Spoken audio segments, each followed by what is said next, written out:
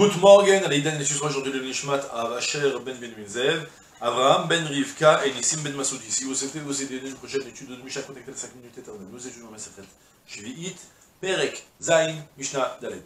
Lakach perot, le Mishte beno, o la regel, velo tzarich lo, mutar le mochero. צדי חיה, עופות ודגים שנזדמנו להם מינים טמאים, מותרים למוכרן. רבי יהודה אומר, אף מי שנתמנה לו לפי דרכו, לוקח ומוכר, ובלבד שלא תאומנותו בכך. והחכמים אוסרים.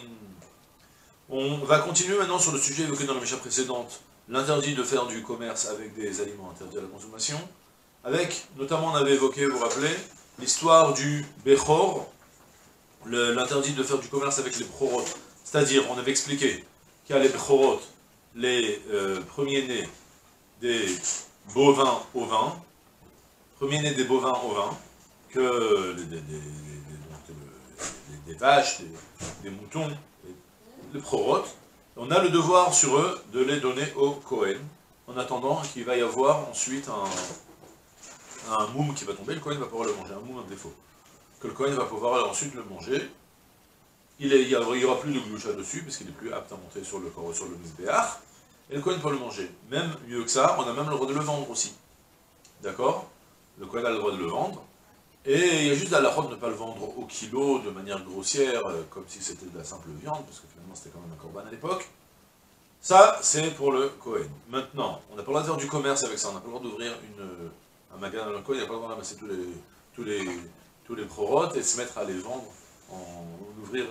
Et le même principe, alors maintenant la Mishnah continue en me disant, si jamais maintenant, moi, la carte bechor, les mishte bno o les regel, j'ai acheté pour moi de la viande, j'ai besoin de viande, et je suis parti voir le Kohen qui avait un bechor, que ça lui servait, il ne comptait pas le manger, je l'ai acheté, je l'ai payé, à un certain prix, pour en faire un mishte. J'ai moi-même acheté, donc, même 2 prorotes, pour faire un grand mishte, un grand repas, une réception, ou encore pour les fêtes. Et finalement, il s'avérait que j'en ai plus besoin. J'avais prévu les invités, et puis ils ne sont pas venus. La Mishnah m'enseigne, eh bien, moutar les mochro, j'ai le droit de le revendre. Précise le bartender, le revendre au même prix que je l'ai payé, pas plus. Je ne fais pas du bénéfice dessus. D'accord? Donc, même principe qu'on a évoqué, une vente occasionnelle. Occasionnelle, c'est permis. C'est permis, et même pas pour en faire du bénéfice non plus. Pour récupérer son investissement. La Mishnah continue en disant aussi, de même. Des chasseurs de chaya, d'animaux sauvages, de volailles, de poissons aussi, et que dans leur piège, dans leur filet, ils ont eu aussi des minim tmeim, des espèces qui sont interdites à la consommation. Est-ce qu'ils ont le droit de les vendre? La Mishnah me dit oui. Mutarim le mochan, ils ont le droit de les vendre. Ça veut dire que moi je suis un grand pêcheur en haute mer, je vais pêcher du thon, et de temps en temps, j'ai dans mon filet quelques petites, je sais pas, des baleines, ou je sais pas. De temps en temps, ça m'arrive d'en avoir, j'ai le droit de temps en temps de les vendre, de les revendre aussi. Mais là, j'en tire un certain bénéfice. Idem aussi, j'ai dans mon piège, pour partir piéger du cerf, et pour pouvoir ensuite faire du commerce et manger de la viande de cerf, qui est tout à fait permise, j'ai eu aussi un petit sanglier. Et bien j'ai le droit de le vendre au goyim aussi. D'accord? Maintenant, faites attention, là pour le moment, on a parlé que je suis un vrai chasseur professionnel, c'est mon travail. Rabbi Yehuda Omer, Rabbi Yehuda rajoute, Af mishenitmanol le fidarko lokach mocher. Rabbi Yehuda, on rajoute, même celui qui a été nitmanal le fidarko, il a eu occasionnellement.